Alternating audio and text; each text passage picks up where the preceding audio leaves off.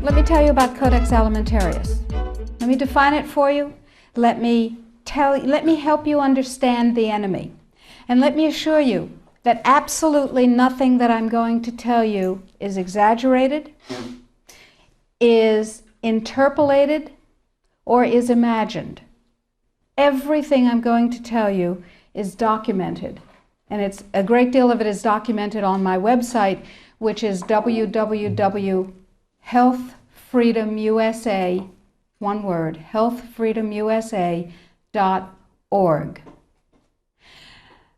Let me back up and tell you that I've been watching Codex come toward us for about the last decade. And I've been watching the votes in Congress, which, God help us, is our bastion of support and protection against Codex, and I'll explain why that is. I've been watching the votes to protect our health freedom dwindle until finally in the 109th Congress, without a good deal of activity, we didn't have the votes to protect us. I've been watching Codex accelerate, and I've been watching it expand, and I've been getting more and more troubled. Let me give you a brief rundown of Codex then.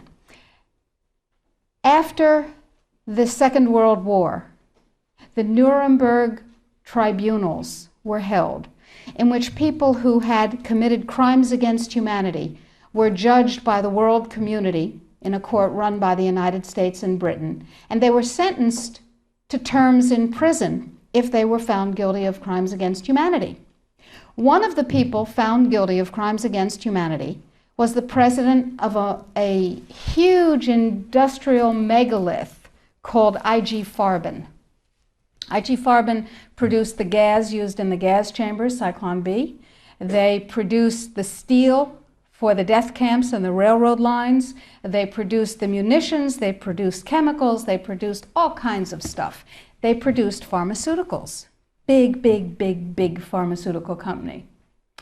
So the president of IG Farben was convicted of crimes against humanity.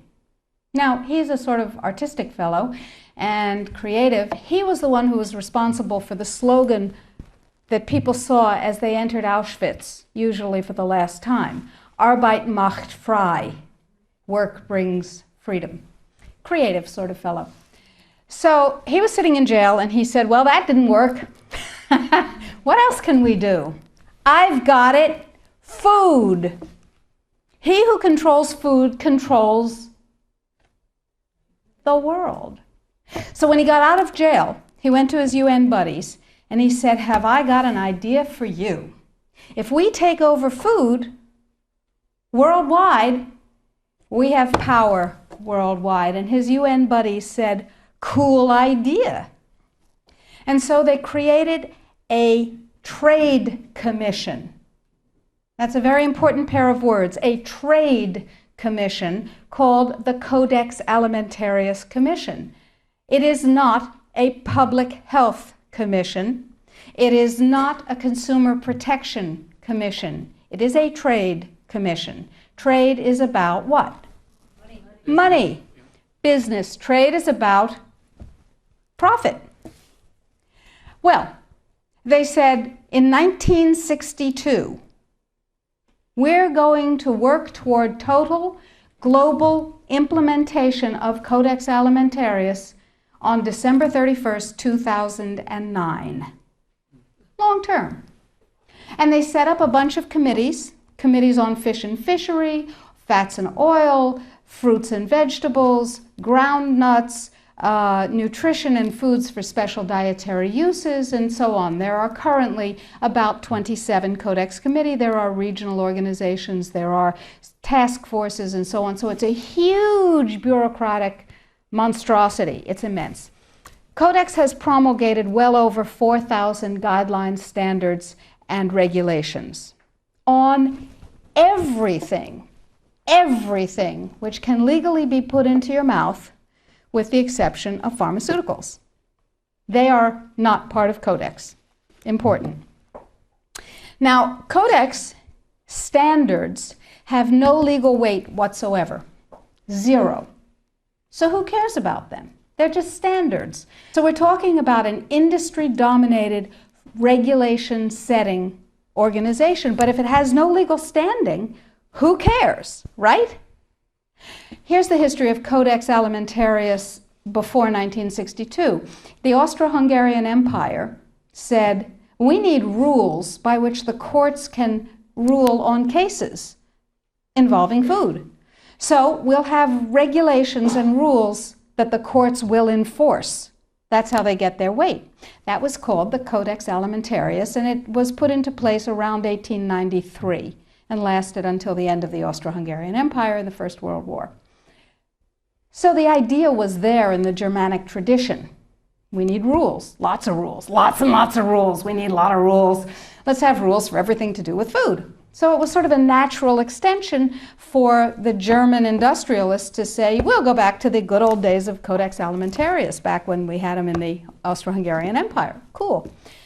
So they started promulgating their rules and regulations, and they were voluntary.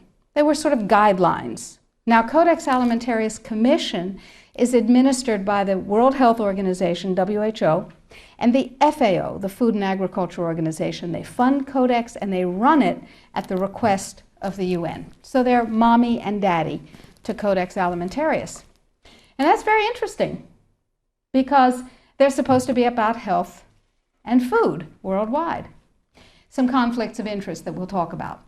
So Codex started promulgating regulations and rules, and the way that's done is that the committees work up a rule, a standard, a guideline, a regulation, and then they get it to what's called Step 8, which is the final step in their administrative process, and then it's presented to the Codex Alimentarius Commission for ratification, like the vitamin and mineral guideline was presented to the Codex Alimentarius Commission on July 4th this past summer. It was ratified, it was approved by consensus, and it is now, despite the propaganda that you're going to hear, if you ever hear about it in the media, it is now mandatory upon any member country of the WTO, the World Trade Organization. Well, what in the world do they have to do with it?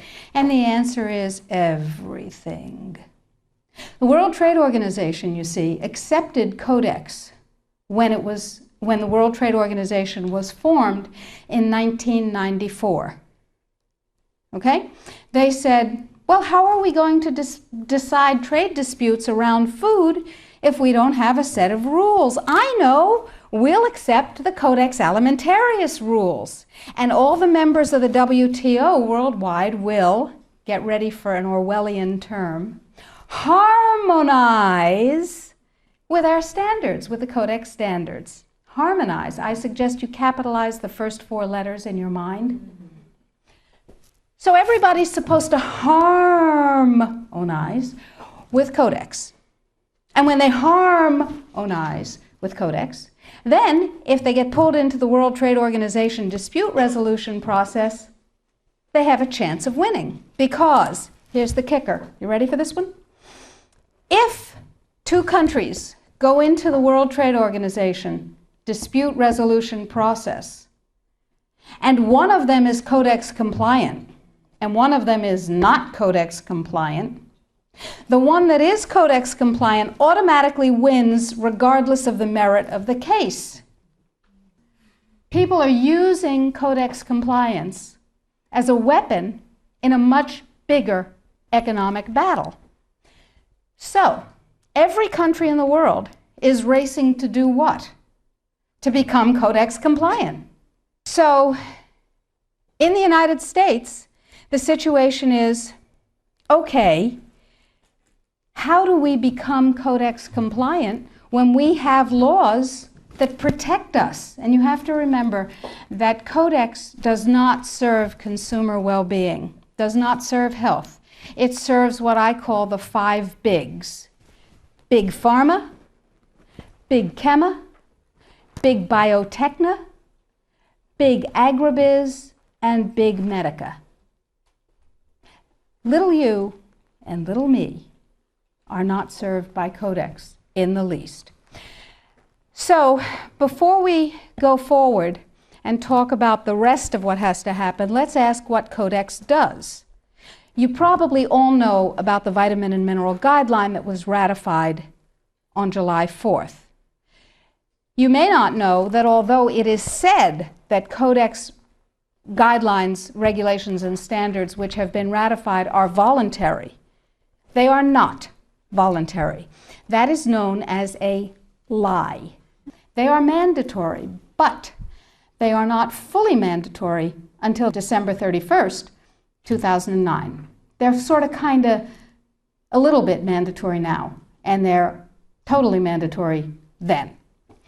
Okay, so what does Codex do? Why do I care enough about Codex to close my practice and stop treating patients who came to me from around the world to help them regain their health and be radiantly well with non-toxic means, which is a very satisfying thing to do. I love it.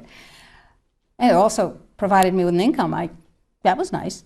Why am I concerned enough? Okay, let's talk about the vitamin and mineral guideline first. In 1994, here in the United States, DSHEA, the Dietary Supplements, Health and Education Act, was passed, which classifies nutrients and herbs as foods. As foods, you can set no upper limit on them. You cannot set an upper limit on lettuce, lamb, or rutabagas, and similarly, you cannot set an upper limit on vitamin C, echinacea, ginkgo biloba, vitamin D. And access to nutrients is freely given to us. We are allowed to have any nutrients we want because, and this is a very important point, under common law, anything not forbidden is permitted.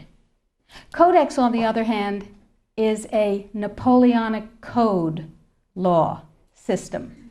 Under Napoleonic Code, anything not permitted is forbidden. That's called a positive list. So, vitamins and minerals. In 1994, we passed DSHEA. Nutrients are foods. We can have as much of them as we want. It's our business. In 1994, Codex, with no notice here in this country whatsoever, declared nutrients, put on your intellectual seatbelts, declared nutrients to be toxins. They're poisons. Dangerous industrial poisons. As poisons, we have to be protected from them. How do you protect somebody from a poison? You use toxicology. You use a science called risk assessment. A quick primer on risk assessment. First, you take the substance that's poisonous and you feed it to animals and you determine the dose that kills 50% of them. That's called the LD50. Okay? And you extrapolate what the LD50 for a human being might be. Then you go down to the other end of the dosage range and you start feeding itty-bitty tiny bits of it to test animals. And you come up with the largest possible dose, the maximum permissible upper limit, that can be fed to an animal before a discernible impact is shown. Okay? No discernible impact. Then you divide that by 100. That's how they do it in risk assessment. And now you've got a safety margin. So you've got 1/100th of the dose that can be given, the largest dose that can be given with no discernible impact. Okay? Nutrients under Codex not only are limited to those nutrients on the positive list, and we anticipate there will be 18 of them, and they do not include CoQ10, glucosamine, chondroitin sulfate. They do include fluoride, which, to my knowledge as a physician, has absolutely no biological benefit whatsoever. But it does make people complacent. Fluoride was first used in the Gulag because it was discovered that prisoners who were fed fluoridated water were complacent and you could do anything you wanted to them. They were easy to manage. So you have 18 nutrients, you have itty-bitty, teeny-weeny, little-bitty doses that are determined scientifically to have no effect on any human being. Now, in this country, we have a problem. We have déchets. We got to get rid of déchets in order to harmonize with Codex. That part of Codex, anyway. So how do we get rid of déchets? We attack it legislatively, of course. And there are 5, count them, 5 bills currently before Congress designed to overturn, gut, invalidate, and otherwise get rid of déchets. Because once déchet is gone, we can harmonize with the vitamin and mineral guideline. So what we're talking about is waking up one morning and being very surprised to find that high-potency, therapeutically effective, clinically significant nutrients are now illegal in the way that heroin is illegal. Not available with a prescription, illegal. If these nutrients have any impact on the human body, they are illegal. That's just the vitamin and mineral guideline. Let's talk about milk. We have recombinant bovine growth hormone, and now we can choose milk with it or milk without it, butter with it, butter without it, right? Not under Codex, because under Codex, every dairy cow on the planet must be treated with Monsanto's recombinant bovine growth hormone. Furthermore, under Codex, every animal used for food on the planet, whether it has fins, feet, or feathers, every animal on the planet must be treated with subclinical antibiotics. Must be treated with subclinical antibiotics and must be treated with exogenous growth hormones. Codex requires, mandates that all food be irradiated unless it's eaten locally and raw. All food, including organic food, of course. So is it organic afterwards? Well, of course, the organic standards are incredibly low. The organic standards allow a farmer to use veterinary drugs, including growth hormones, antibiotics, etc., on animals, and then at his whim reclassify them as organic. But farmers are our friends, and they would never do that, right? Right. Codex sets limits for the dangerous industrial chemicals that you can have in your food. And the limits are incredibly high. Go to Codex Alimentarius, do a Google search, and look, there are drop-down menus at the top of the official Codex page. Look at the toxins and the veterinary chemicals and the levels that are set. They are terrifying to me, terrifying. The names of the chemicals that are permitted and the amounts of the chemicals that are permitted are terrifying to me. Why am I terrified? Well, perhaps I'm just a cowardly person. It's possible. Think about this. In 2001, 176 countries, including the United States, got together and they said there are 12 really bad organic chemicals. They're called POPs, persistent organic pollutants. There are a lot of them, but there are 12 that are so bad that nobody could disagree that those 12 POPs had to be banned worldwide. 9 of the 12 worst organic chemicals known are pesticides, not surprisingly, because they kill things. And of course, we have many processes and enzyme systems that are very much like insects and other pests, so they're not too good for us. But Codex has different ideas.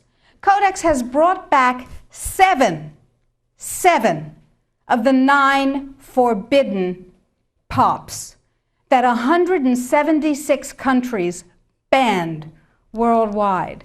Dieldrin, aldrin, hexachlorobenzene.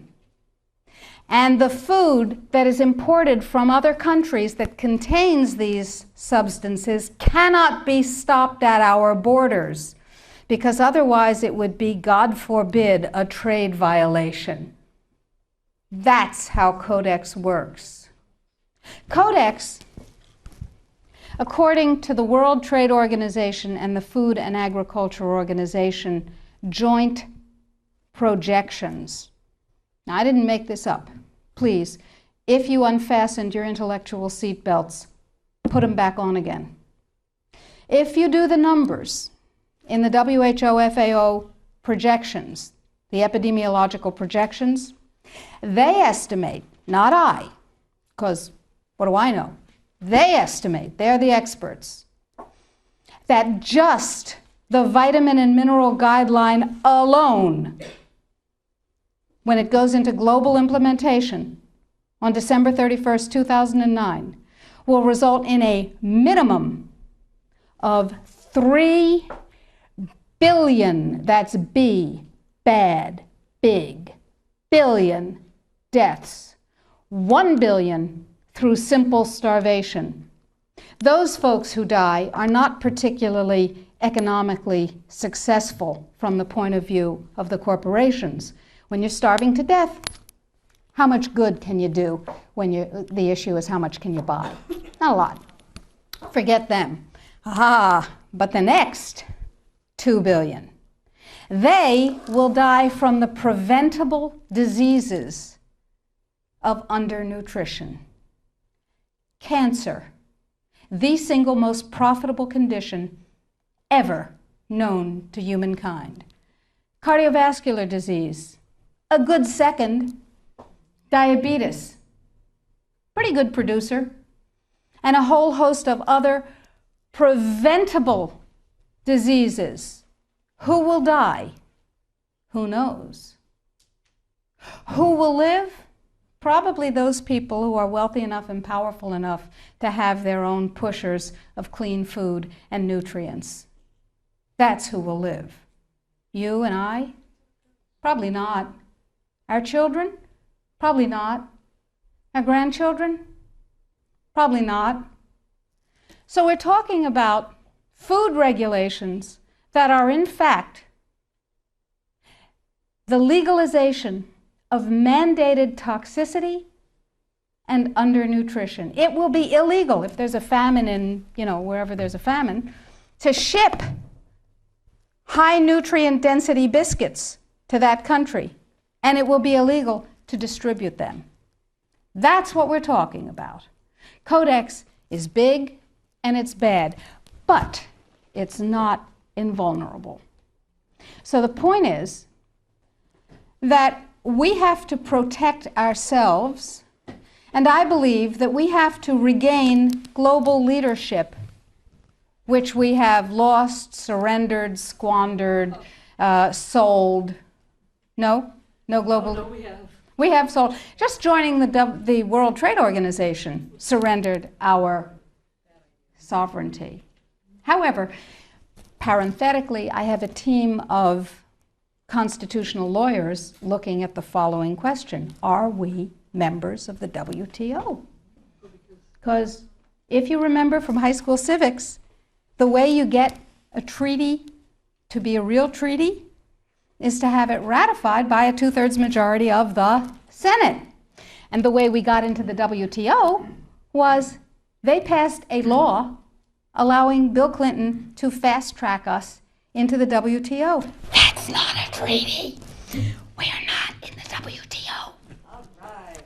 Yeah. Now, that's a piece of the battle. Tell George. We will tell George, but I don't think he's going to be relevant by the time we tell him. So that's a piece of it, but that's not going to save our lives right now, because do you know, picture in your mind a wasp or a bee trap where the insect voluntarily goes down the funnel and then can't get up out of the trap again? That's Codex. A regular law can be overturned, it can be repealed, it can be corrected by another piece of legislation. But once we become Codex compliant in any area, as long as we're members of the WTO, it can never be repealed, because we have lost the sovereignty to become un-Codex compliant. as long as we're in the WTO. So it's like going down that funnel and not being able to get up out of it. So it's very important that we make sure that we do not become Codex compliant. But then we'll be hit with all those big trade sanctions and the country will be destroyed economically, right? No. Remember surprise? One of the principles of war? Remember mass, where you take your strength and put it against the enemy's weakness? Well, here's what we've done. We have a team of lawyers who have spent hundreds of hours with us pro bono. These are good guy lawyers. These two gentlemen and we have spent hundreds of hours studying Codex, understanding its weaknesses, a lot of weaknesses, and constructing a strategy which will take the sucker down. It will take it down. But I need you. You are people that other people come to for information about safe, healthy food and nutrients. You are ready-made dissemination points. You are the 1,000 million, 100 million points of light. Here's what is happening. Every country in the world has to be Codex compliant in order not to get hit by WTO trade sanctions, as I told you, if they're members of Codex in the WTO. And there are a few countries that are not, but I guarantee you they're not of any major significance. So, the question is, what does Codex compliance mean? Well, most people, most countries, most legislators believe that it means they have to adopt as their national standard on that particular subject what Codex ratified. But that's not the case any more than we're in the WTO. That's not the case either.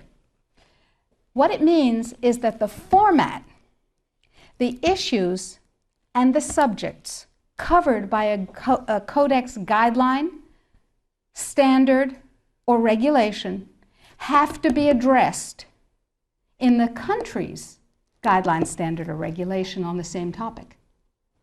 So, what we have done is create the first of many alternative Codex guidelines. You can go to our website, www.healthfreedomusa.org, and you will see a little button on the upper right-hand side that says, Sign the Citizen's Petition.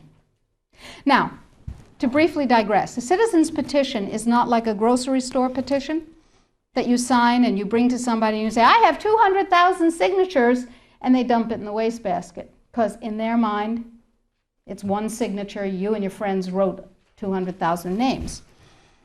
No, it is a legal challenge to the policy of the United States government on Codex. It's called a citizen's petition. It's a legal challenge. We're suing the United States government, saying, what you're doing is illegal, folks. Let us tell you how. We want hearings of fact. We want redress. We want correction. If we get what we want, that's dandy. If we don't get what we want, we have gone through a process called exhausting administrative remedies. We have made the case ripe for court. Okay, so I need you and everybody you know to sign this citizen's petition saying this is a bad policy, en masse.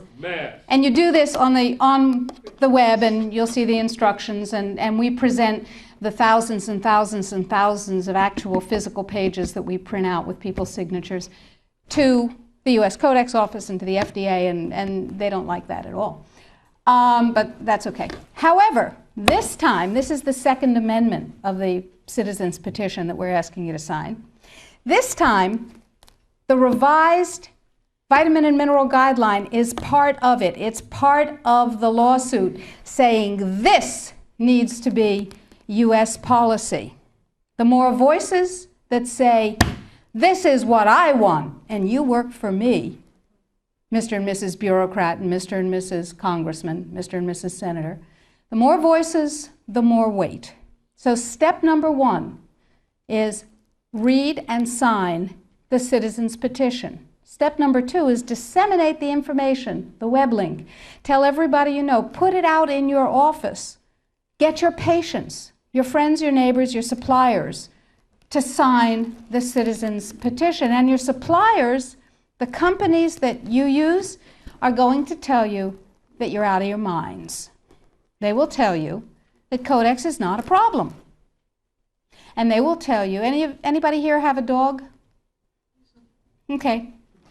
Dog owners know that you ask a dog to heel, sit, down, stay. That's Codex in this country and worldwide. Because the more people who are in Codex coma, the less trouble they have getting this through. So the NNFA, anybody here ever heard of the NNFA? Everybody's heard of the NNFA. Did you know that the members of the NNFA are not just health food stores and manufacturers, but include companies with names you may have heard? Pfizer, Merck, Monsanto, Bayer, BASF, Archer Daniels Midland, Chemet, Eastman Chemical, I could go on, GlaxoSmithKline Wellcome, Wyeth Arrest, you get the idea. Why? Because after DSHEA was passed and the nutrient business burgeoned, the pharmaceutical folks said, and they're not dumb, said there's gold in them thar pills. And they bought the means of production of many, many, many companies, and they bought the companies themselves. So they're in the nutrient business. What better way to kill the nutrient business, which is not nearly as profitable as the toxic chemical drug business, than to take it over? Works every time, right? CRN. Anybody here know about CRN? Council for Responsible Nutrition. Same members. They have lots of multi-level marketing companies. Same members. Okay? And they're serving their members' needs. They're saying, CRN is saying, yay, Codex is coming. It's going to protect us from those dangerous vitamins and minerals and herbs. And CRN is saying, it's fine. Go to sleep, lullaby, and good night. Everything's fine. And they use a report that they commissioned at a reputed cost of $800,000. A report, Sidley, Austin, Brown, and Root, a law firm in Washington, wrote a report for them. And it said, lullaby and good night, everything's fine. It won't have an impact on the United States, everything's fine. Sidley, Austin, Brown, and Root has one major client whose name you might know, Merck. Now, it's entirely possible that NNFA just did a spectacularly bad job of due diligence, or not. Anyway, the report says everything's fine, everything's dandy, no problem, we've got DSHEA. Yeah, sure we do. Now let's talk about Australia. Remember, 5 laws before Congress to overturn DSHEA. And you can write to Congress on the website. The click of a mouse. I call it riding the freedom mouse. It's called security. Now, Congress uses a multiplier of 13,000 to 1. Every email, fax, phone call, letter. Don't write letters. They get decontaminated. They never get to Congress. Every email, fax, and phone call counts as 13,000 constituent opinions. They figure that if you write a letter or send an email, there are 12,999 lazy lunks who can't bother to get to the computer terminal to do the same thing, but they feel the way you do. Interesting. That's power, my friends. That's power. That's 13,000 to 1. So suppose we have 1 million people. Suppose we have 10 million people. Suppose we have 100 million people saying, don't you dare. Now, Congress has one rule above all others. Anybody know what it is? Get reelected. That's the primary rule, the prime directive, as Isaac Asimov would have called it. The prime directive is to get reelected. Now, DSHEA was passed, you may remember, by unanimous congressional consent. Was that because one morning all members of Congress woke up and said, I see the light. nutrients are better than drugs. No, they said, oh, if I don't go along with this, I'll never be reelected to anything. You remember critical mass? Remember, we were out on the streets and we were up on our hind legs and we were making noise and we were rallying and we were writing letters and we said, don't you dare take away my health freedom. Remember? And we won. Except we got fat, dumb, and lazy and stopped protecting ourselves. So now we're in the same place again. Except it's all food instead of just nutrients. So that's point number one. Use the freedom mouse. Ride the freedom mouse. We've made it as easy as possible on the site. Sign up for the emails. I will never sell your information to anyone, I promise. I will never rent it. I will never share it. You'll only get email from me. And we need you to know what's going on. So I'll send you email blasts. I'll send you things that you can do. Or not. You know, it's your choice. Get everybody you know informed. Now, what else can you do? Well, we're going to write a series of Codex alternative guidelines. Everything bad in Codex will have an alternative guideline that turns it into a pro-health guideline.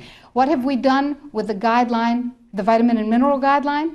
You can see that because we have a markup copy that has their guideline crossed out and ours written in on the website. It's right there. What we've done is turn it into something, into a guideline that mandates biochemically, individually determined optimal health. And it's still Codex compliant. So we said, okay, now we need Congress to adopt this.